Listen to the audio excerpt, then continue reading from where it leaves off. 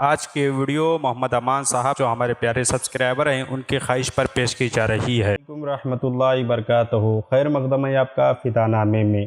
آج ہم درویش الوقت نبیر حضور سید الطائفہ جنید بغدادی حضرت شاہ نصر اللہ لکھنوی شتاری قادری لکھنوی جنیدی عرف نانا پیر رحمۃ اللہ علیہ کا ذکر خیر کر رہے ہیں۔ اس امید کے ساتھ آپ کو یہ ویڈیو پسند آئے تو آپ لائک اور شیئر ضرور کریں اور ہمارے چینل کو سبسکرائب کریں۔ حضرت نانا پیر رحمۃ اللہ علیہ سید الطائفہ جنید بغدادی رحمۃ اللہ علیہ کے اولاد پاک میں سے تھے اور غوث الاولیاء شاہ محمد غوث گیالوی رحمۃ اللہ علیہ کے خلیفات تھے۔ آپ کی قوت علم و عمل، فضل و کمال اور حال و احوال کا اندازہ ہم نہیں لگا سکتے۔ نانا پیر رحمۃ اللہ علیہ 12 سال کی عمر میں شاہ محمد غوث گیالوی رحمۃ اللہ علیہ کی خدمت میں پہنچے اور اپنی مرشد کی خدمت میں رہ کر روحانی تربیت اور تعلیم حاصل کی اور درجہ کمال پر فائز ہوئے اور ولایت کے اعلیٰ منصب پر پہنچے۔ حضرت محمد غوث گوالری رحمۃ اللہ علیہ کے دست اقدس پر بیعت کا شرف حاصل کیا اور انہی سے خرقہ خلافت و اجازت سے نوازے گئے۔ کہا جاتا ہے کہ ایک دن نانا پیر رحمۃ اللہ علیہ بیٹھے ہوئے تھے، کچھ مسخروں کو ان سے مذاق کی سوچی۔ ان مسخروں نے ایک زندہ انسان کو کفن پہنا کے آپ کے سامنے لے آئے اور نماز جنازہ پڑھانے کی درخواست کی۔ شیخ نصر اللہ نانا میاں رحمۃ اللہ علیہ نے فرمایا، ہمارے مرشد گرامی آرام فرما رہے ہیں، وہ باہر آ جائیں تو جنازہ پڑھا دیں گے۔ لیکن ان لوگوں نے جلد بازی کی اور نماز جنازہ پڑھانے کے لیے بہت زیادہ اصرار کیا۔ نہ چاہتے ہوئے بھی نانا پیر رحمۃ اللہ علیہ نے جس وقت نماز جنازہ کی تکبیر کہی اور نماز جنازہ پڑھائی، جیسے پہلی تکبیر کہی اسی وقت وہ زندہ انسان مر گیا۔ نماز کے بعد جب مسخروں نے چادر ہٹائی اور ان کا مقصد تھا کہ نانا پیر رحمۃ اللہ علیہ کا مذاق بنایا جا سکے اور ان پر ہنسا جا سکے، مگر جب انہوں نے چادر ہٹائی تو حیرانی کی انتہا نہ رہی۔ وہ آدمی اب دنیا میں نہیں رہا، وہ آدمی کب کا فوت ہو چکا تھا اور اب زندہ نہ تھا۔ جب ان مسخروں نے اپنی جگہ ہسائی چھپانے کے لیے شور و ہنگامہ برپا کیا تو حضرت محمد غوث گیالوی رحمۃ اللہ علیہ اپنے حجرے میں آرام فرما رہے تھے۔ ان کی آواز اور ان کے شور شرابے سے آپ نے حقیقت حال اندر سے ہی جان لی۔ جب بادشاہ اکبر لکھنؤ پہنچا تو آپ کی زیارت کے لیے گیا، لیکن آپ نے حجرے کا دروازہ نہ کھولا اور ملنے کی اجازت بھی نہ دی۔ پھر اکبر بادشاہ جب وہاں سے کاکوری شریف گیا تو شاہ بھیکا قادری رحمۃ اللہ علیہ کو پورا واقعہ سنایا۔ پھر حضرت شاہ بھیکا رحمۃ اللہ علیہ بادشاہ کو شاہ نصر اللہ رحمۃ اللہ علیہ کی خدمت میں لائے۔ بادشاہ دیکھتا ہے کہ نانا پیر رحمۃ اللہ علیہ کے پیچھے 2 شیر کھڑے ہیں اور ایسے محسوس ہو رہا ہے کہ جیسے حکم کے منتظر ہوں۔ جب بادشاہ زیارت کر کے لوٹا تو بے شمار چاندی کے سکے اور اشرفیاں بھر کر اور 500 بیگھہ زمین کا فرمان شیخ نصر اللہ علیہ رحمت رضوان کی خدمت میں بھیجا۔ آپ نے کچھ بھی قبول نہ کیا۔ آپ توکل علی اللہ کے اعلیٰ منصب پر فائز تھے۔ خزینۃ الاصفیاء جلد 2 میں لکھا ہوا ہے کہ جب بادشاہ اکبر آپ کی بارگاہ اقدس میں اولاد کے لیے دعا کی درخواست کے ساتھ حاضر ہوا تو آپ نے ملنے سے منع فرمایا۔ بادشاہ آپ کے دربار سے خالی نہیں لوٹنا چاہتا تھا۔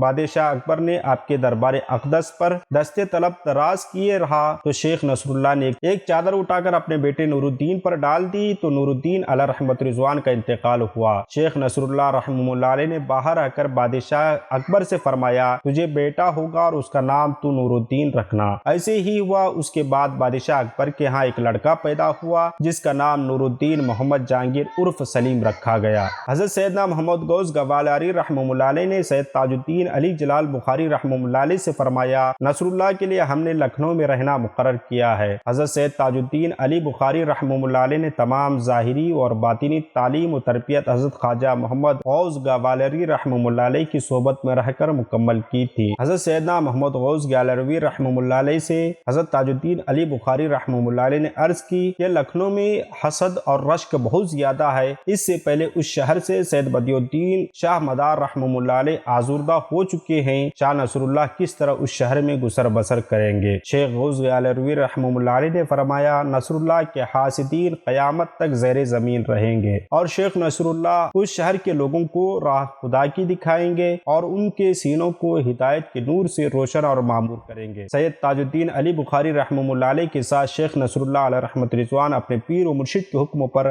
لکھنؤ تشریف لائے اور جس مقام پر شاہ پیر محمد رحمہ اللہ علیہ کا مزار شریف ہے، تیرے والی مسجد میں آپ نے وہیں رات گزاری۔ آج جس مقام پر آپ کا مزار مقدس ہے، وہاں ایک گھنا جنگل تھا جس کے اندر نانا پیر رحمہ اللہ علیہ نے سکونت اختیار کی اور عبادت الہی میں مشغول رہے۔ حضرت نانا پیر رحمہ اللہ علیہ کی کمالات و کرامات کا شعرہ چار داغے عالم میں پھیلنے لگا۔